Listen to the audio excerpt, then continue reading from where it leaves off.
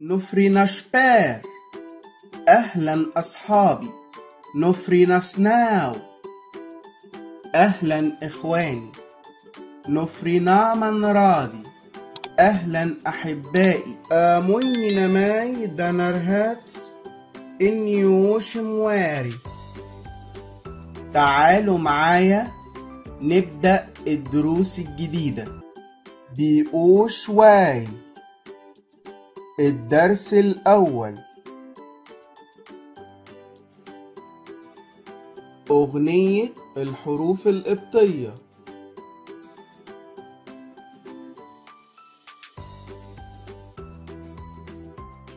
الفاويضة غمّا دلدا أياسو. الفاويضة غمّا دلدا أياسو. زاد هذا تيدا يودا قبلولا. زاد هذا تيدا يودا قبلولا. ميني اكسي او بيرو. ميني اكسي او بيرو. سيماداو هافيكي ابسي او. سيماداو هافيكي ابسي او. شاي فاي خاي هوري جنجا شيمادي. شاي فاي خاي هوري جنجا شيمادي. نيساندي القواعد. مقدمة.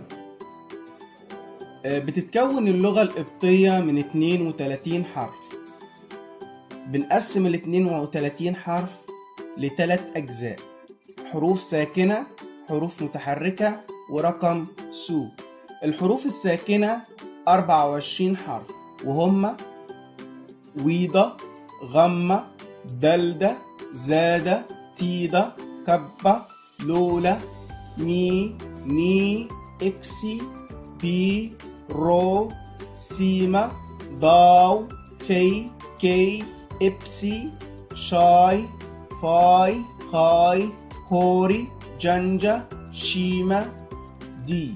القسم الثاني هو الحروف المتحركة، وهم 7 زي علامات الإعراب في اللغة العربية، اللي هي الفتحة والكسرة والضمة. في اللغة القبطية الحروف المتحركة للفتح هو حرف واحد، هو حرف ألفا، وبيتنطق مفخمة، أو لو عاوزين نخففه بتبقى حروف متحركة للكسر حرف ها بيتنطق ي. أيا ويوضا وهذا. أيا احنا بننطقها واليوضا بتتنطق ي وكسرة، والهذا بتتنطق اي وبتتنطق حروف متحركة للضم. حرف او الصغير بيتنطق او، وحرف او نجدي او او الكبيرة بتتنطق او، بتتنطق مضاعفة لحرف او القصيرة. بالنسبة لآخر قسم هو رقم سو. رقم سو هو رقم 6، بس يعتبر حرف موجود، وهو رقم 6 في ترتيب الحروف القبطية. الجنكم. الجنكم هو عبارة عن علامة ممكن تبقى نقطة فوق الحرف، أو شرطة مايلة جهة اليمين أو شرطة مايلة جهة الشمال بتتحط فوق الحرف. لما بنحطها على حرف ساكن زي ما ذكرنا قبل كده، الحروف الساكنة بتتنطق زي ألف مكسورة إي. أمثلة زي كلمة الاسم إبران، فهي بتكسر حرف في. كلمة تانية زي زهرة إهراري. لما نحطها على حرف متحرك، احنا ذكرنا من شوية الحروف المتحركة بيتنطق كحرف مستقل، يعني كأنه منفصل عن باقي الكلمة. أمثلة زي مثلا كلمة المقدس، فاحنا بننطقها كمنفصلة أتواب، فهي تعتبر منفصلة أو نطقها منفصل عن باقي الكلمة. كلمة تانية بدايتها حرف الألفا، طبعا زي ما احنا عارفين هي من الحروف المتحركة للفتح، فاحنا بنقول آمين أو آمين. نيشل الحروف. رسم الحرف.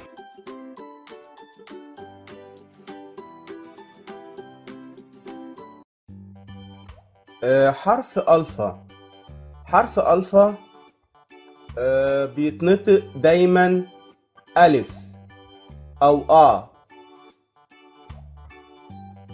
زي كلمة نسر بننطقها آخوم.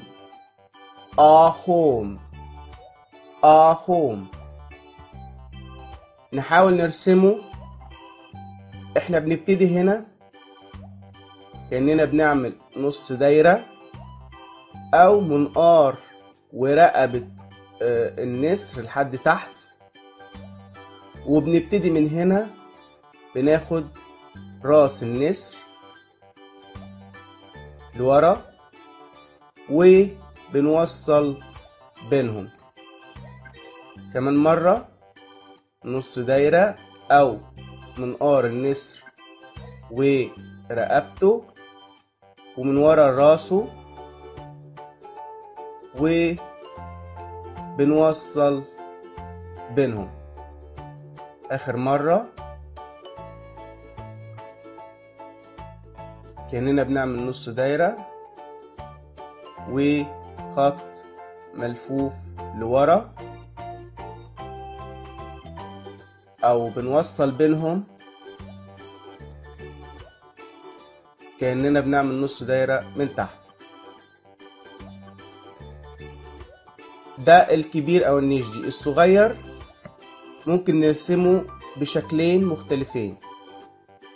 ممكن نعمل خط بالعرض وننزل بخط مايل لتحت، ومن بداية الخط اللي بالعرض بننزل بنص دايرة على الخط، أو بنعمله خط وبالعرض ونسحب منه خط مايل لتحت ونص دايرة، نص دايرة على الخط المايل، خط بالعرض وخط تاني لازق فيه ونازل منه خط مايل لتحت ونص دايرة على الخط.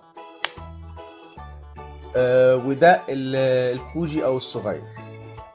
يبقى حرف ألفا عبارة عن الحرف الكبير، احنا بنعمل كأننا بنعمل نص دايرة وبناخد منها زي خط نازل لتحت لورا وبنوصل بينهم بنص دايرة وشها لفوق. الصغير خط بالعرض ونازل منه خط مايل جهة اليمين وعليه خط عليه نص دايرة، وده حرف ألفا. نيساجي الكلمات. أم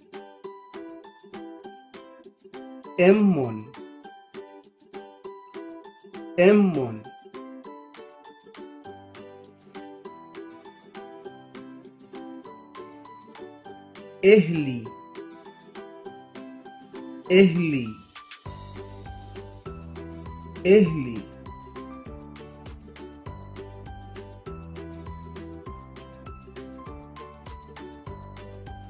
دي دي دي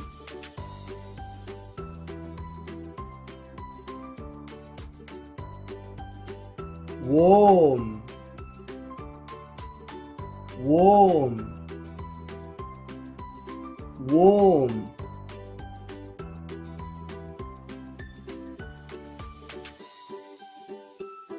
نيشل الحروف. رسم الحرف.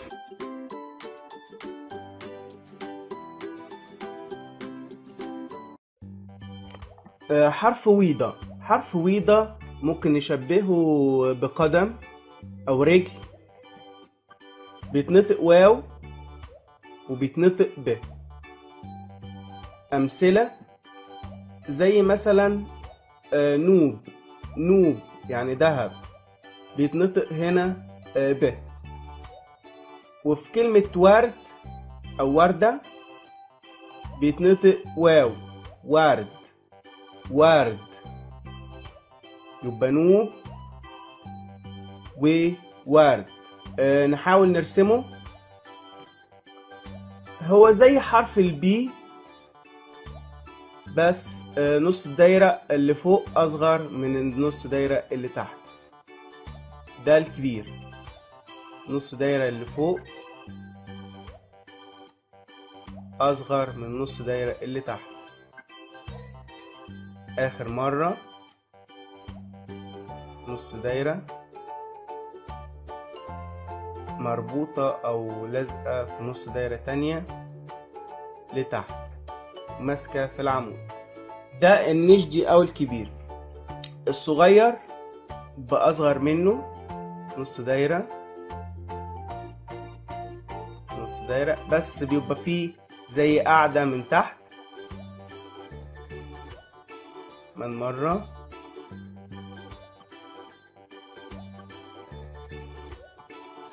آخر مرة نص دايرة أو دايرة مش كاملة لازقة في العمود، والنص دايرة أكبر أو دايرة مش كاملة قاعدة لتحت. ده الكوجي.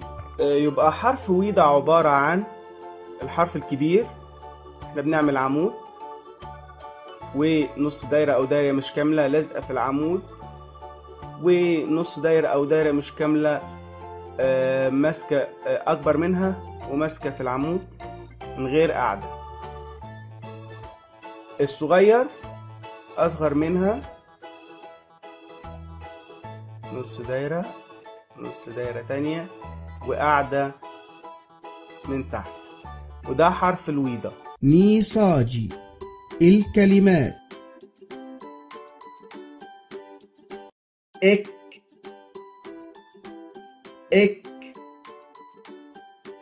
إك.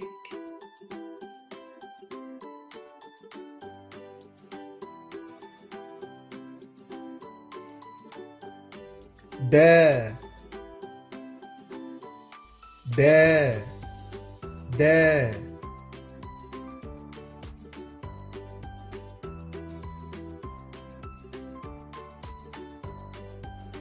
إيري إيري إيري.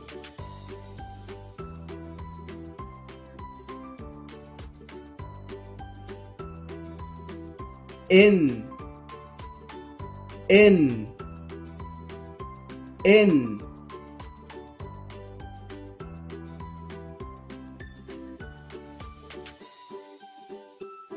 أو أو أو.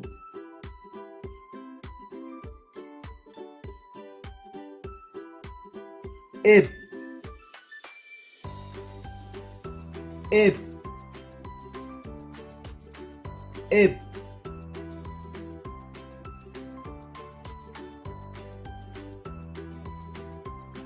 ران ران ران.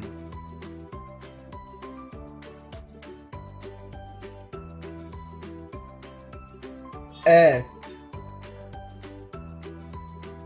آت آت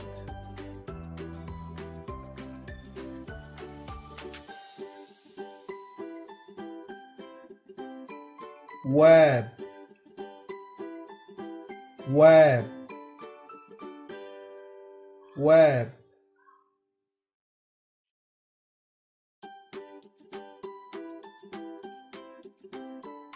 نيشل الحروف رسم الحرف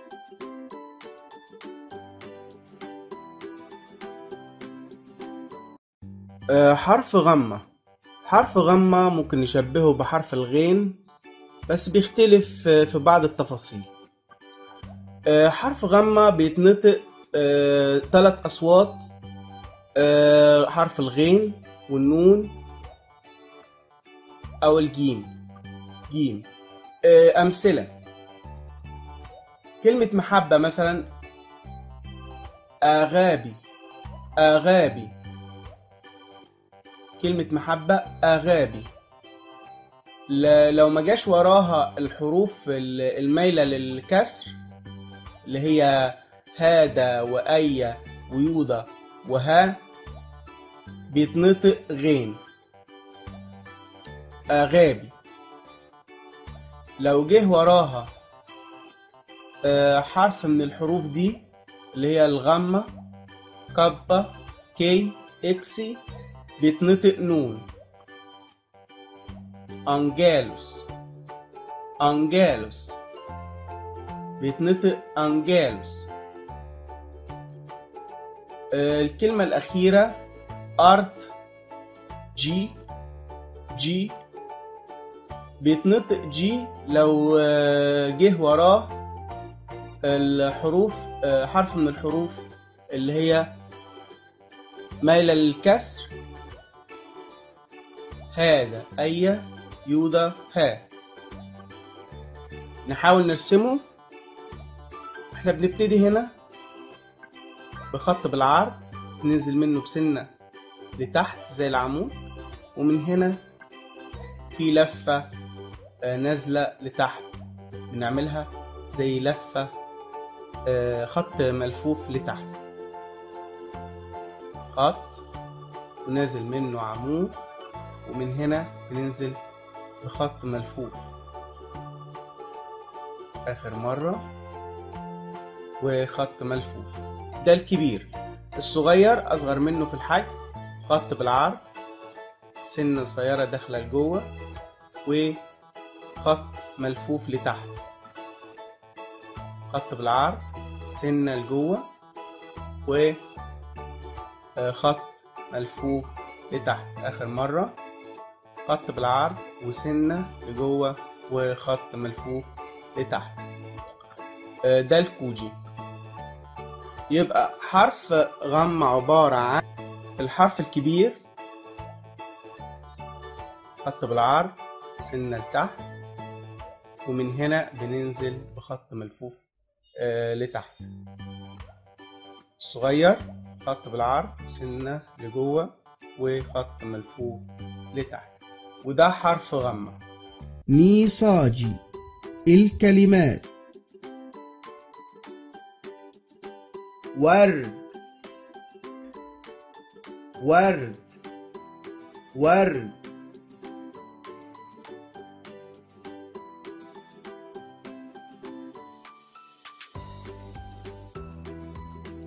نوب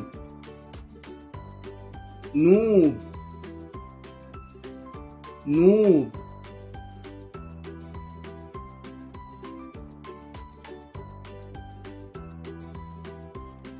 إهراري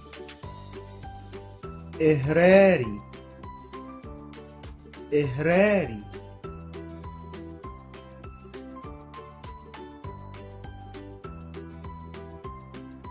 جي جي جي،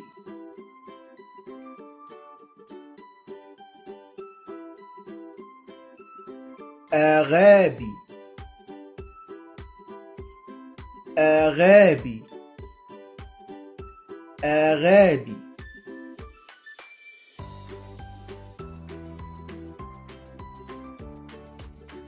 أنجالوس أنجالوس أنجالوس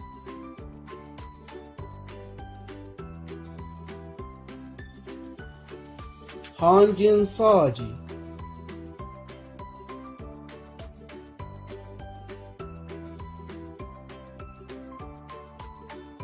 إكئيرن أو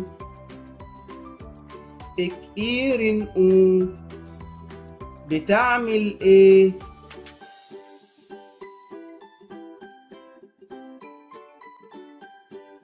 أم نهلي أم نهلي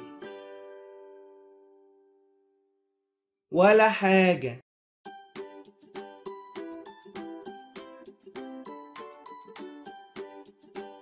دقير أو دقير أو بتعملي إيه؟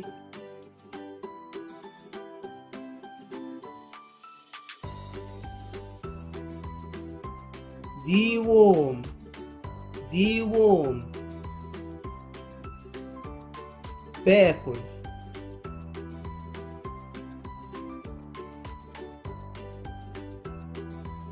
نيابي الأعداد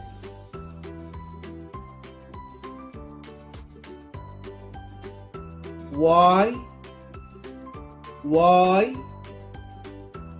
واي سناو سناو سناو شمت شمت شمت افدو افدو افدو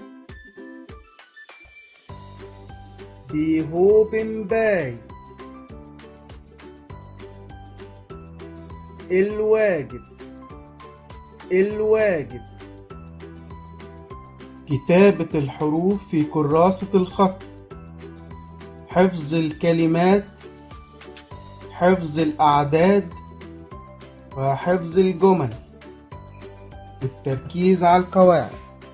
أوجاي نشبار أوجاي نشبار. سلام أصحاب.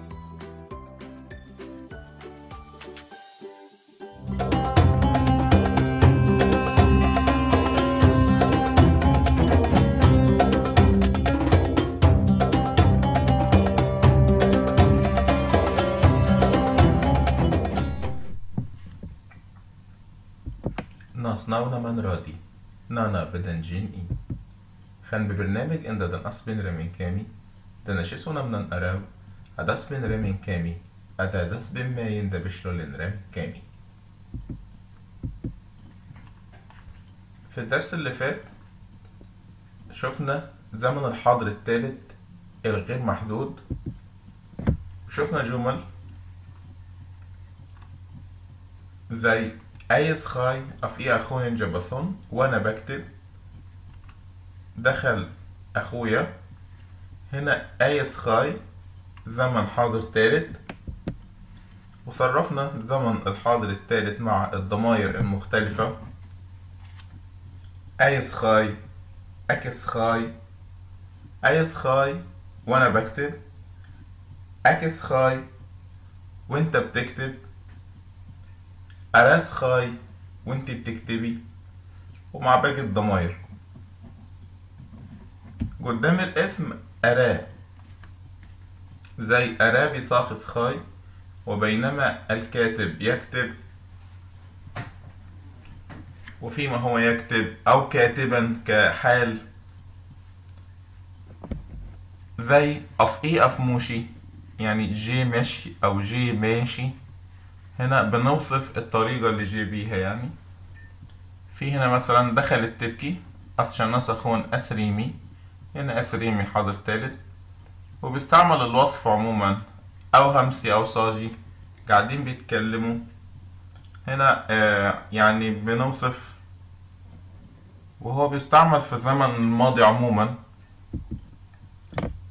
النفي بتاعه بيكون بإضافة أن في آخر الجملة، زي هنا أي وشان، أنا مش عاوز، أن وشان، أك وشان، وباقي الضماير. نفس الكلام لما يكون فعل اسم، أراه برومي وش أن، بنحط أراه وأن في نهاية الجملة بعد الفعل. أف إيه هو هف موشي أراد النار في أن، جه ومشي وانتو مش شايفينه.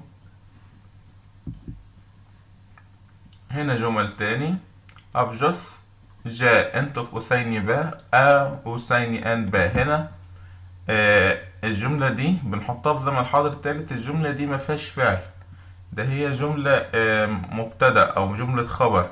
في الحالة دي بنحط بس. أجوس جاء انت هنشمعونا أهنرا من كامينا. هنا بنوصف الخبر، فبنحط هنا بس. ده زمن حاضر تالت لما يكون الخبر اسم.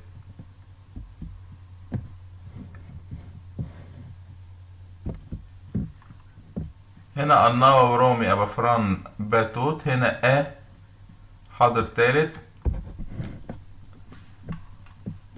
أورا من كامي با، قلنا إن مع أو اللي هي النكرة، أداة النكرة، بنحط مع أو بيدمجوا مع بعض بيبقوا أورا من كامي با.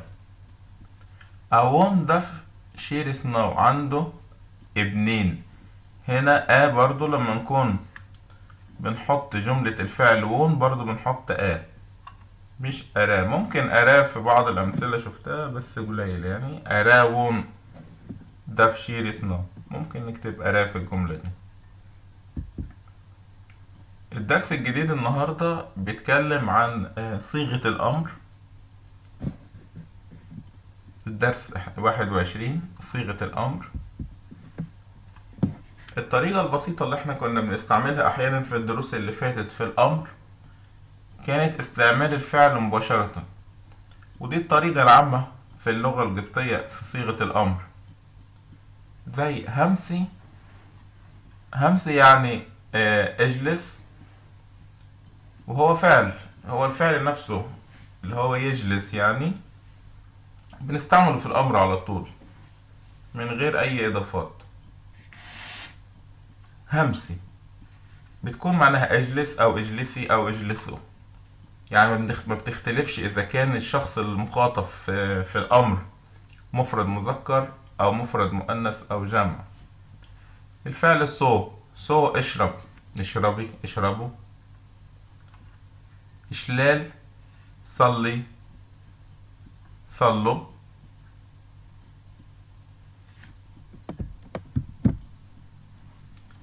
يعني الأمر بيكون بالفعل نفسه، دي الحالة العامة. زي يوي النجيج اغسل ايديك. يوي هنا الفعل، طالما ما حطيناش قبله اي ضمير فاعل كده انت استعملت الفعل نفسه، دي كده امر. يوي النجيج، ما نقولش اك يوي النجيج، وما نقولش ده، ما فيش اي ضمير. يوي النجيج اغسل ايديك. صودم ابي صاجي عند بكيوت، اسمع كلام ابوك. صودم هنا الفعل صودم على بعضه من غير اضافات، بكده امر. اقرأ الكتاب اوشن بيجون.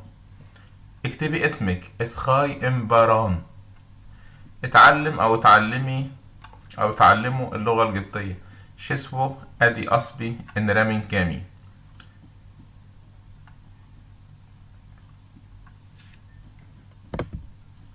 في افعال بيتضاف ليها ما، جزء كده بيتضاف في بداية الفعل ما.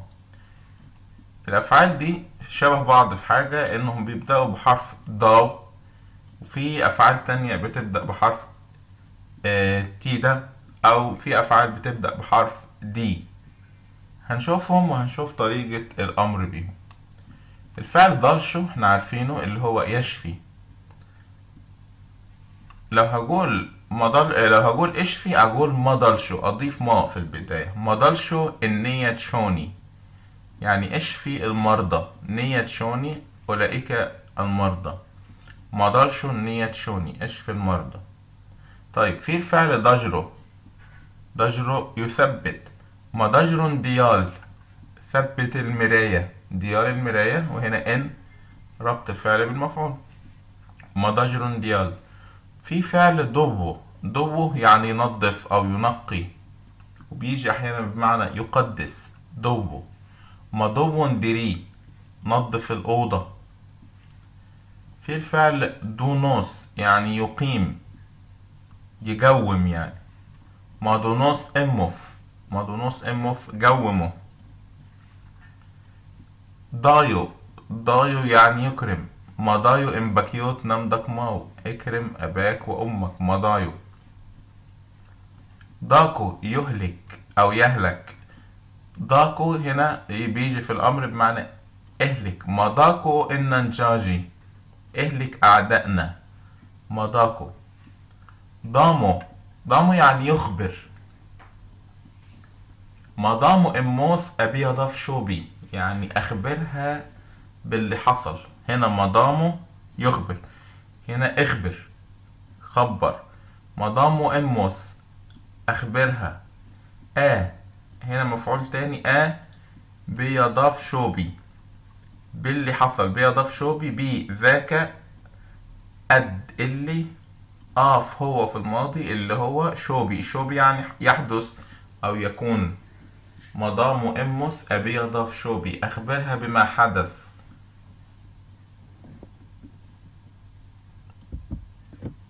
في افعال تاني برضو بتاخد ما، في افعال كتير، بس احنا يعني جمعنا الامثله عشان برضو نبقى عرفنا افعال جديده.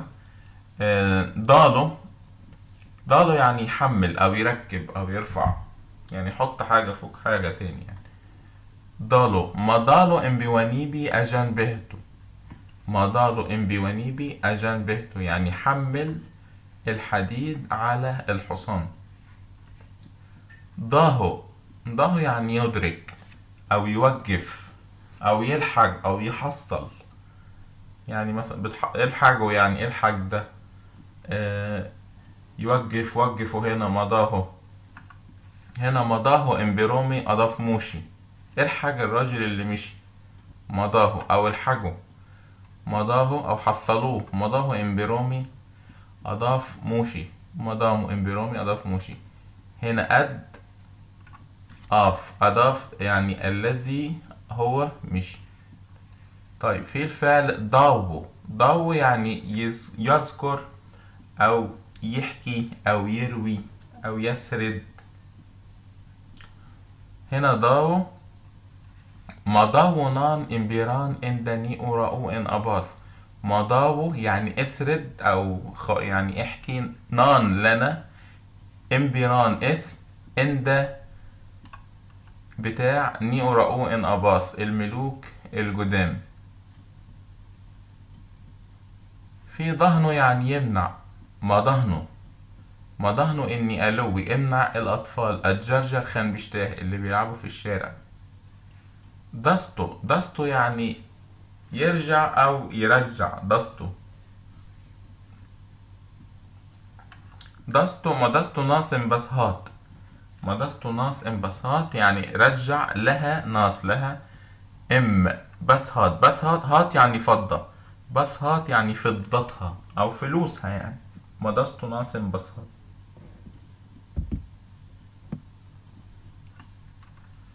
في برضو افعال تابيو، تابيو يعني يخضع، يخضع او يذل. طاميو يصنع. في هنا اتمايو يبرر. ديهو يسأل او يتوسل. دي برضه افعال لما تيجي تعمل بيها امر بتحط قبلها ما تابيو الننجاجي، اخضع اعدائنا، يعني بتكلم مثلا الملك بتطلب منه يخضع اعدائنا. ما تابيو الننجاجي. طيب ما تاميو ناي ان اودوتس. تاميو هنا معناها يصنع او يخلق. ما تاميو ناي ان اودوتس اعمل لي او اصنع لي كرسي.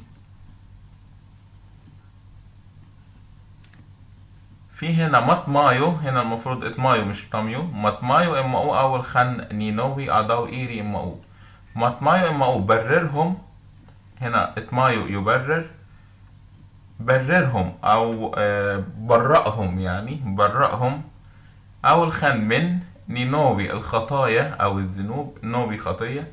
اداو الذي هم او هم يعني في الماضي. اداو ايري عملوها. اداو ايري اما او. مطمايو اما او اول خن نوبي اداو ايري اما او. برضو من الافعال اللي بتاخد شه، الافعال اللي بتاخد ما في الامر، الفعل شه اللي هو معناه يذهب.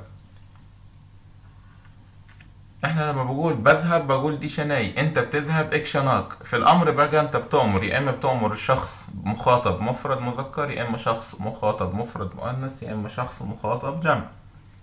فهنا الامر بيختلف حسب الشخص المخاطب. يعني لو هتقول لواحد اذهب روح، هتقول له مشاناك. اذهبي مشانا. اذهبوا انتم مشانودا. مشاناك اخون. اخون يعني للداخل. مشاناك اخون هتكون ادخل. مشاناك اول اخرج. مشاناك ابشوي اطلع. اطلع فوق يعني. ابشوي يعني الاعلى اللي فوق. مشاناك ابسات. ابسات يعني للاسفل او لتحت. مشاناك ابسات انزل. يعني لو هنقول له واحد ادخل هنقول له مشاناك اخون. اخرج مشاناك اول. طب لو بنكلم واحدة هنقول مشانا اخون. مشانا اول. مشانا ابشوي. مشانا ابسات. طب لو بنكلم كذا واحد جمع عايزينهم يدخلوا، مشانودان اخون. مشانودان اول. اخرج. طيب مشاناك ابكاي. اذهب لبيتك. هنا بكاي بيتك. مشاناك ابكاي. طب اذهبي للمدرسة. مشانا دي انزيب. طيب اذهبوا عني يعني روحوا بعيد عني. مشانودان اول هروي. هروي يعني الي، لكن لما نحطها قبلها اول تبقى عني بعيد عني، يعني للخارج عني. اقول لوحدها يعني الخارج. اقول بتيجي بكذا معنى مهمة جدا اقول، وممكن هنعمل لها ايه فقرة لوحدها نشرح فيها كل حاجة عن اقول. مشانودان اول هروي. هنا اهم حاجة فعل الامر، صيغة الامر من الفعل الشه بتكون مشاناك مشانا مشانودان. طيب في افعال، تالت حاجة في افعال بيتضاف لها قبل الفعل الفا، زي الفعل جوس يقول، الفعل وون يفتح، الفعل ووم ياكل، الفعل ناو يشوف يرى. هنا الفعل جوس يقول، لما هقول لواحد قل قول يعني، او واحدة هقول لها اجوس، او حتى جمع هقول لهم اجوس قولوا. اجوس ناف جاموشي قولوا له يمشي. اجوس ناف جاموشي. طيب افتح الباب او افتح هذا الباب. اوان بايرو. رو يعني باب. هنا باي هذا اسم اشارة. بايرو هذا الباب. ربطنا الفعل وون بالمفعول بتاعه بايرو. طيب هنا حطينا الفا قبل الفعل وون عشان ده كده امر. طيب في فعل ووم برضو بتحط له الفا. كل هذه البيضة اوامن داي ساوهي. اوامن داي ساوهي كل البيضة دي. طيب شوف الكتاب ده انا وبيجوم. ناو يشوف، لكن لما هدي امر لواحد او لواحدة او لكذا واحد هقول لهم اناو. اناو شوفوا. اناو شوفي. اناو شوف. يبقى دي الافعال اللي في الامر منها بتتحط الفا. في عشان تقول لحد تعالى تقول له امو. تعالى هنا في الامر تقول امو. ما تستعملش الفعل اللي هو معناه يجي، ما تستعملوش في الامر. تستعمل امو. امي لو بتكلم واحدة مخاطبة. امويني لو بتكلم جمع. امو امي امويني. دول مهمين جدا وانت بتكلم حد. امونا ماي بصن. تعالى معايا يا اخي. يا أخي. أمونا ماي بصان. أمي أدي أنزيب تعال المدرسة. أمويني هاروي تعالوا إلي. أمويني هاروي. أمو أول. أمو أول يعني تعال برا، يعني أخرج. أمو أبساد تعال لتحت، يعني انزل. أمويني أبشوي تعالوا لفوق اطلعوا. يبقى هنا أمو، أمي، أمويني. أمو شابي شوم تعالى لحد الجنينة. هنا شا دي معناها إلى بس، يعني أو حتى، يعني لغاية، تعالى لغاية الجنينة أو البستان بشوم. أمو أمي. أمي نم داسوني تعالي مع أختك. هنا نم. أمي نم داسوني تعالي مع أختك. أمويني أخون. أمويني أخون تعالوا للداخل أو ادخلوا. أمويني أخون مهمين جدا. أول للخارج، أخون للداخل، أبسات لتحت، أبشوي لفوق أو لأعلى. أمو تعالى، أمي تعالي، أمويني تعالوا. في صيغة كده انك تقول يلا، يلا بينا، هيا بنا، انك انت ايه في جو من الناس. يلا. مارون. مارون سهلة جدا. مارون. مارون ابي اي يلا بينا على البيت، او بينا على البيت، او هيا بنا. مارون اول للخارج يلا بينا على برا. مارون اول. مارون اخون يلا بينا جوه. مارون اخون يعني احنا واقفين بره فهندخل نقول ايه يلا بينا جوه.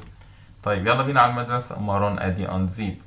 ممكن مارون تيجي لوحدها كده. هيا بنا مارون. سادس حاجة، أفعال بتتغير في صيغة الأمر، زي الفعل إيري، والفعل أولي، والفعل إيني. إيري احنا عارفينه معناه يعمل. الأمر منه بيكون أريوي. أريوي. الفعل أولي، أولي ده معناه يشيل أو ينزع. يعني حاجة مثلا موجودة على الأرض هنقول شيل دي، يشيل. أو حاجة مثلا مربوطة في حاجة تاني أو شبكة في حاجة فهقول إيه يعني انزعهم عن بعض، فكهم من بعض. أولي. فعل إيني يعني يجيب، برينج، مثلا يجيب حاجة من بره. إيني. طيب الأمر منهم أريوي، أليوي، أنيوي. أريوي، أليوي، أنيوي. إيري أريوي، أولي أليوي، إيني أنيوي. طيب نشوف الأمثلة. أريوي نماي إن أوباتنا ناف. اعمل معايا معروف. هنا اعمل في الأمر أريوي. نماي معايا إن أوباتنا ناف. باتنا ناف يعني خير، أو هنا معروف. طيب شيل الكراسي دي من هنا. أليوي إناي دوتس أول مناي. مناي يعني هنا، أول مناي من هنا. أليوي شيل. ناي دوتس هذه الكراسي. إن ربط الفعل أليوي بالمفعول ناي دوتس. يعني لازم نعرف ان الافعال في الامر برضو بتتربط بمفعولها عادي جدا. طيب هنا انيوي ناي نقابو تمقو. احضر لي كوباية مية. انيوي احضر او جيب او هات. انيوي ناي لي احضر لي ان اقابط ان كوباية مقو مية. هنا مقو معناها مية. مقو. طيب صيغة النهي اللي هو عكس صيغة الأمر، اللي هي بدل ما تعمل نقول ما تعملش، ما تتكلمش. ما هو احنا ايه لازم نتعلم الصيغتين. طيب بنحط امبر. امبر قبل مصدر الفعل. صاجي تكلم. امبر صاجي لا تتكلم، ما تتكلمش. طيب اناو انظر. احنا عارفين الفعل ناو بنحط له الفا، من ضمن الافعال اللي بنحط لها الفا. انظر. لكن في النهي بقى هقول امبر ناو، لا تنظر، وما نحطش الالفا اللي كنا حاطينها في الامر. نفس الكلام الفعل شه مشناك اذهب. اذهب انت. لا تذهب امبر شناك، ما نحطش المال اللي احنا كنا حاطينه، بنجيب الفعل اساسي. طيب اجوز قول. لا تقل امبر جوس، ما نقولش امبر اجوس، لا امبر جوس. انيوي احضر، احضر او هات او جيب انيوي. لا تحضر امبر ايني، ما تجيبش امبر ايني، ما اقولش امبر انيوي، غلط. اليوي يعني شيل، امبر اولي اجيب اصل الفعل في الصيغة المصدرية الكاملة، مش في الصيغة الامر، يبقى النهي بيكون قبل المصدر امبر. اريوي اللي هي معناها اعمل في الامر، امبر ايري ما تعملش. امي امويني، ما ينفعش نقول امبر امو، نقول امبر اي، نستعمل هنا الفعل ياتي اي ونحط قبله امبر. ما تجيش، ما تجوش. امبر ساجي اقوم، ما تتكلمش وانت بتاكل. امبر ساجي، ساجي يتكلم، امبر ساجي ما تتكلمش.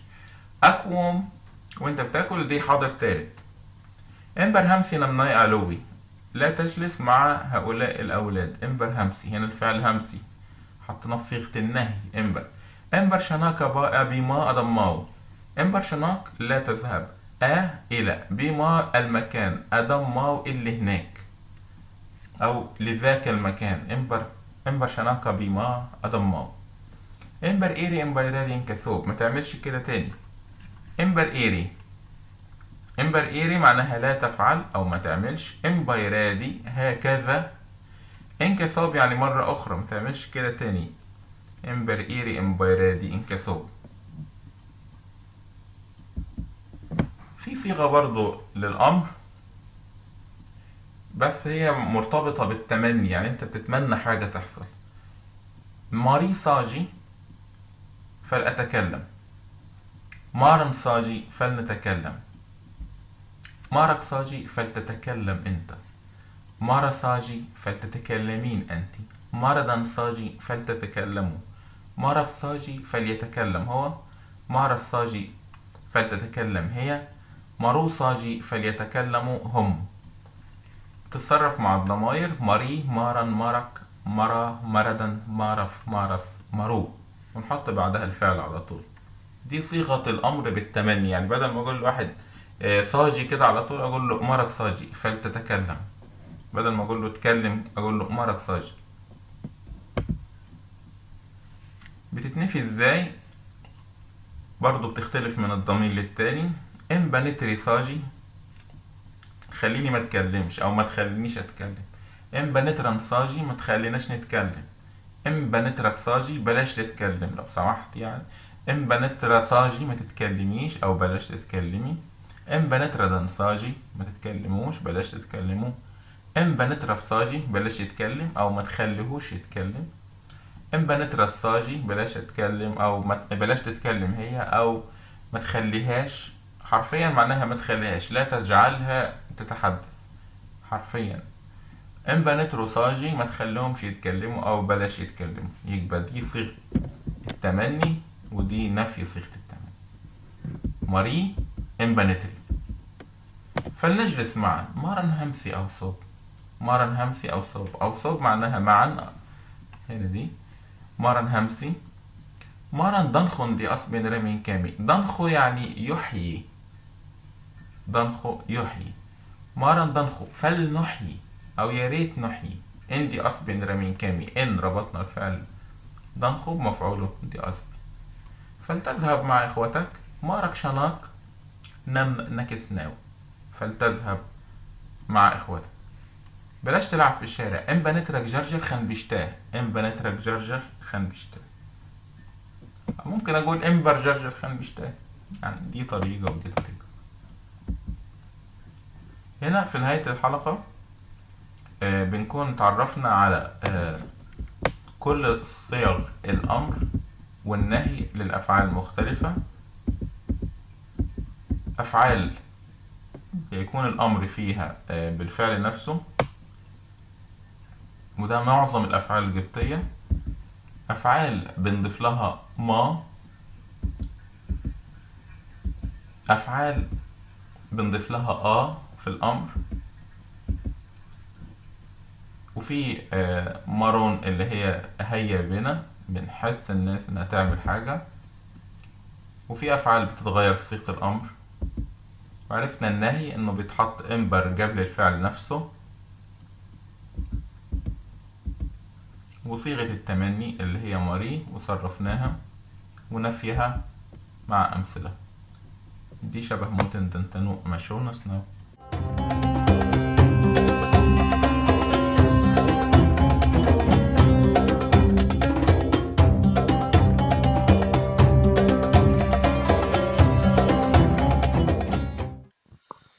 Nofri eho naminradi dero. It means have a good day, my dear all.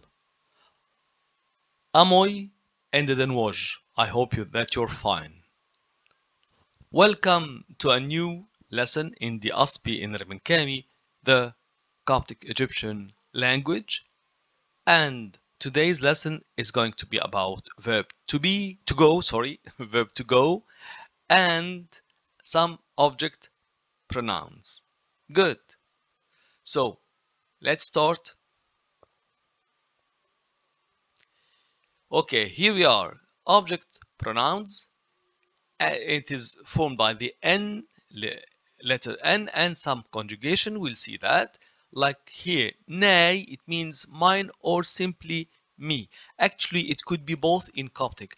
Unlike English, okay, it's mine, and me, it's me. But in Coptic, it depends on the sentence. It could be used as for both. But for now, let's know the meaning, and we'll see some examples later on. So, nay, mine or me, nak, it means yours or you, but masculine. Na, yours or you, also feminine. Naf, his, him. Nas, hers or her. Nan, it means ours. And noden, yours but plural. No, theirs or them.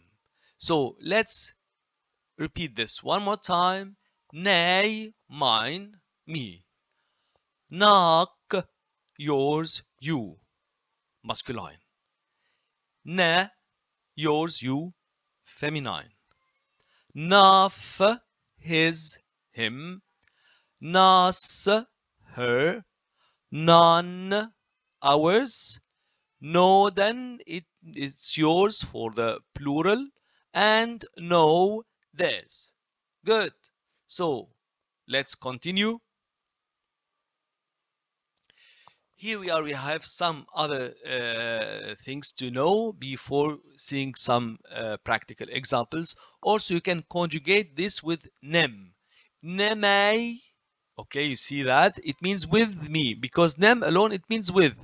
And the pronoun a, this conjugation a, ak, a, of, us, on, and so on, that's the conjugation. So, nemai, with me. Nemak, with you. Masculine, of course. Nema, with you, feminine. Nemaf, with him. Nemas, with her. Neman, with us. Nemodan, with you, plural. And Nemo, with them. Okay, one more time. Nemai, with me. Nemak, with you, masculine. Nema, with you, feminine. Nemaf, with him. Nemas, with her. Neman, with us. Nemodan, with you, plural. Nemo, with them. I will say it a bit faster. Nemai, with me. Nemak, with you, masculine. Nema, with you, feminine. Nemaf, with him. Nemas, with her. Neman, with us. Nemodan, with you, plural. Nemo, with them. So you see now the conjugation. Okay, here the I with nem. And if you remember the previous lesson, it was nay only, which mine and yours and so on. So it could be either nay, which mine, or nemai, with me, nak, yours or you, or نماك with you. You understand now, I think it's more clear. Na alone, it means yours or you for the feminine, but nama with you, feminine. Naf alone, his or him. Namaf with him. Nas alone, it means her. Namas with her. Nan, it's ours or us. Naman with us. Noden alone, it means yours or you, plural. Namoden with you. Now, theirs or no. And Nemo with them. I think it's clear by now. Okay, so that's the lesson. We just revising them, and let's continue. Here, yes, some practical examples. So when you want to say give me, okay, moi nay, give me, okay. And what about shere nak? Peace to you. Shere, by the way, this is from Greek origin, but it became Coptic. I mean, in the spoken language, Copticized, if you want to say that term. So, shere, it means hail or peace or hello or anything like that meaning. So, sherenak, hail to you or peace to you. Masculine, of course. Sherene, peace to you, feminine. Di hirini noden, the peace with you. Because here, this is Coptic, hirini. Actually, it is from Greek origin, by the way. Okay. Hirini, maybe peace more. It's more, if you want to real translation, more peace. And the shere is hail, hi, hello, something like that. So dihirini noden, the peace to you, plural of course. A choice nemak, the Lord be with you. Okay. Es moshi nemaf, it means she walks with him, for example. Amu nemai, amu, it means come, amu, come, nemai, with me. Okay. Fine. And as I said before, that nay could be used as mine also. Okay, not just me, but just let's see this simple example first in order not to be confused. Good. Fine. Shall I say them one more time? Quickly. Moi nay, give me. Sherenak, hail to you or peace to you, masculine. Shere ne, peace or hail to you, feminine. Sherene. Dihirini noden, the peace with you, plural. A choice nemak, the Lord be with you. Es moshi nemaf, she walks with him. Amu nemai, come with me. Some good example of how to use nay, nak, nemai, nemaf, and all this stuff. Good. Fine. So here it was about the object pronouns. And now, because our lesson today is about two things, verb to go and the object pronouns that we just saw a few minutes ago. Good. So verb to go now, it could be of course conjugated in present, past, whatever, any tenses that you like. So here an example, the most common example is the present and the past. So verb to go in the present tense, the verb to go is conjugated with the prefix tense and the suffix person. Okay, so if you remember from the lesson of the present tense, if you remember that lesson, so the prefixes that denotes the present tense is, I will revise them quickly. It's D, ek, da, f, s, den, dadan, se. One more time. So these are the prefixes that denotes the present tense, and you can put any verb after it. One more time. D, it means I, present tense. Ik, you, masculine, present tense. De, you, feminine, present tense. F, he, present tense. S, she, present tense. Then, we, present of course. Then, you, plural, present tense. And they. Good. And all these prefixes of the present tense are conjugated with the verb to go. Shenai. Okay, she. If you remember from the very beginning of this lesson, we took this pronouns with nai, which means me or mine and so on, nak, you or yours, all these things. Now conjugated with verb to go, which is she. She alone here, she means to go. You see how many conjugations you can have in Coptic. So di shanai, it means I go. Okay? Ek shanak, you, masculine, go. Because this I at the end refers to me, this K refers to you, masculine, and the shana, this A at the end refers to you, feminine. F shanaf, the F refers to him, he. S shanas, to she, it means she goes. Then shanan, we go. Dadan shanoden, you go, plural. Sa shano, they. One more time. Look, by the way, this could be abbreviated. It means I can simply speaking say di she. It means I go. Only. Ek she, you go, without the suffix in red at the end.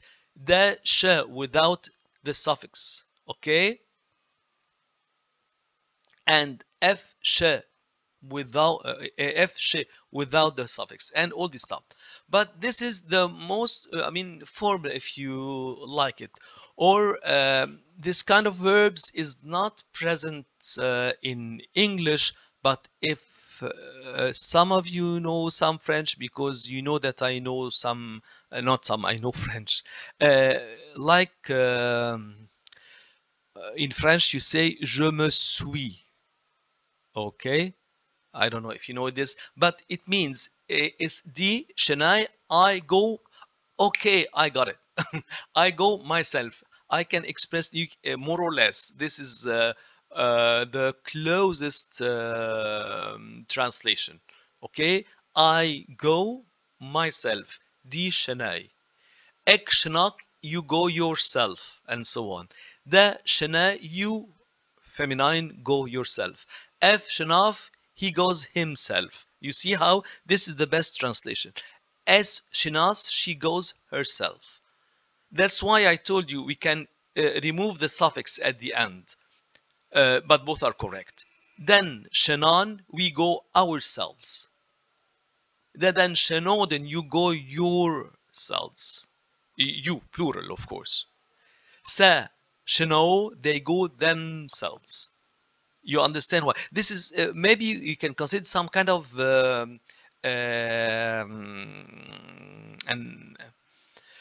how do you say that, an accent or iteration.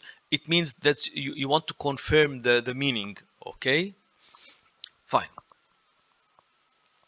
So now we'll say them one more time. Di shanai, I go, or simply speaking, di sha. Shanai, I go myself, as I said before. Ek shanak, you, masculine, go. Could be ek she, alone. Da shana, you, feminine, go. Could be da sha, alone. F shanaf, he goes. Could be f she, alone. S shanas, she goes, could be as she also. Then shanan, we go, could be then she. Then shanoden, you go yourselves. Okay, plural, could be then she, alone. Sa shanau, they go themselves, could be se she, alone. I think it's clear now?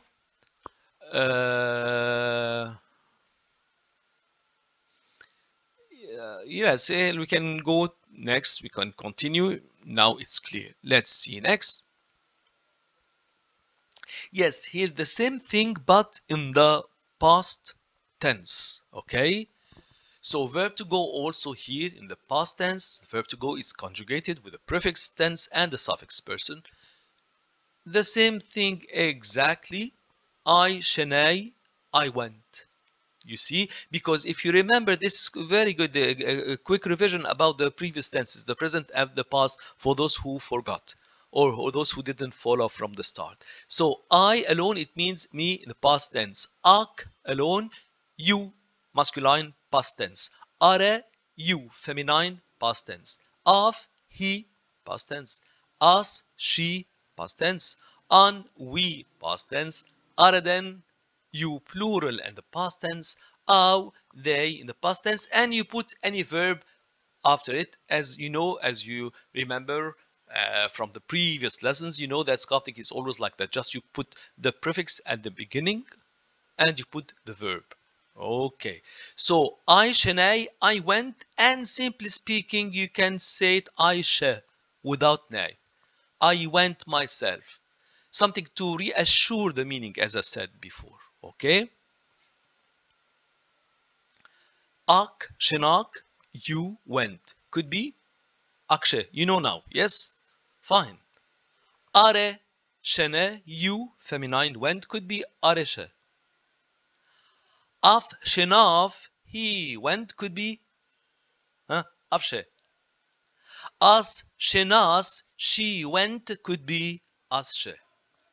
An, shenan, we went. Could be anshe. Araden, shenoden. This is a bit long, I know. You, plural, went. Could be much easier and shorter. Araden sha. Without saying araden shenoden, this is too long, I know. Aw, sheno, they went. Could be aw she. Great. And you put any, you can complete the sentence by any words that you know from the previous lessons. Great. Fine. So let's continue a little bit. Yes, here there's something important also, the imperative mood of the verb to go, because if you want to give an order or to tell somebody go to, in Coptic, it is, you have to put this ma at the beginning. Ma shenak. You see, you cannot say shenak in some verbs in Coptic. Most of the verbs, Coptic is very easy, as I said before. Most of the verbs, if you want to put them into imperative, just put the verb as it is without any changes. But with some exceptions, and this is one of the exception, okay, that you put this ma before the verb. So if you want to say go, you plural, you say mashenak, okay, go yourself, okay. Here it should be complete, mashenak. And go feminine, ma shena. Fine, go, ma shena. Plural, ma shenoden. Only just you put the ma at the beginning to put it into the imperative. Okay, great. Now let's see some easy examples here. If you want to say go to school, how do you say that in Coptic? Ma shenak, you go plural, you go masculine, okay? E di anzib. Ma shenak, we saw it here at the beginning, ma shenak, so you go masculine. E, it means here two. E is, it is like two exactly in English. So ma shenak, e, go to, di anzib. Okay, di, it means the, but for feminine, you know that, anzib, it's school. Okay, because anzib is a feminine word in Coptic. Then ma shena savol emo. If you want to say to somebody, go away from me. If you want to tell him so, how do you say that? In Coptic, it's a language like any other language in the world. You can say whatever you want. So ma shena savol emo, go away from me. Okay, but this is machine, this is feminine. If you want to say the rest to a man, you say mashinak savol emmoy, go away from me. It's always conjugated, you see. So mashana, go, feminine. Savol emmoy, savol means away from, emmoy, me. Okay, and a man mashinak savol emmoy. Plural, like here, mashinoden savol emmoy, and so on. Good. The last example here, mashinoden emmau, go there. All of you, go there. Mashinoden emmau. Emmau, it means there. Clear? I think it's clear. Just in maybe 1 minute, I just go backwards because this lesson there's many things to say here. Okay, so nay, nak, na, naf, nas, nan, noden, no, which means mine, yours, his, hers, and so on. And there's another conjugation with nem, nemay, nemak, nema, nemaf, nemas, neman, nemoden, nemo. I say it fast so that you get used to the fast way of talking, which means with me, with you, with him, with her, with us, and so on. That's a brief, just a revision, quick revision of what we learned so far. Some examples, moinai, give me, sherenak, and so on. All these are example. I put this lesson in the group of the Coptic language in a form of images, so it's be very easy for you to revise if you want. And now the verb to go, it could be conjugated in the present or in the past. Di shenai, ek shenak, you go, and you can remove the last part. You can say di sha. The same thing with the here past tense. I shenai, ak shenak, which means I went, you went. You can remove the last part. You say I she, ak she, and so on. Good. That's the conclusion of what we learned, and let's continue now. Take a break from all this grammar and continue a little bit. Here also we took it the imperative way. You say ma shenak. If you want to say verb to go in an imperative, you must put this ma at the beginning of the word. And we saw these examples. Great. And here, as you expect always, some Coptic manuscripts. Image is not 100% sharp, I know, but it is readable. It is readable. So here this and written in Coptic and Arabic.